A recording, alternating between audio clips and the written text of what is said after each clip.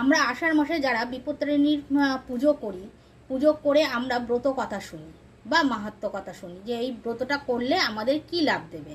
সেখানে ঠাকুরমশাই একটি চটি বই বের করে সেখানে রানীর গো মাংস ভক্ষণের কথা উল্লেখ করে সেই মাহাত্ম্য কথা আমাদের শোনায়। কিন্তু আমাদের মনে কোনো সময় প্রশ্ন জাগে না, সত্যি কি রানী এরকম গো মাংস খাওয়ার ইচ্ছাটা তার জেগেছে? সে কিন্তু সাধারণ নারী না, রাজরানী। তারপরে হলো গিয়ে যে তাও বা চাবি কার কাছে? দাসীর কাছে। কেন দাসীর কাছে চাবে কেন? দাসীর পেটে তো কোনো কথা থাকে না, এই কথা তো রটন চারিদিকে রটে যেতে পারে। তার যদি সত্যিই খেতে ইচ্ছা করতো তাহলে রাজার কাছে বলতো, বা তার গুপ্ত কোনো কাউর কাছে বলতো, নিশ্চয়ই দাসীর কাছে বলতো না। যাই হোক, এই প্রশ্নগুলো আমাদের মনে কোনো সময় জাগে না। আসলে কি বলুন তো দেখি, আমরা সব সময় ব্রত কথা শুনতে গেলে চটি বইয়ের উপর নির্ভর করি, কিন্তু সেই চটি বইগুলো শাস্ত্রসম্মত না।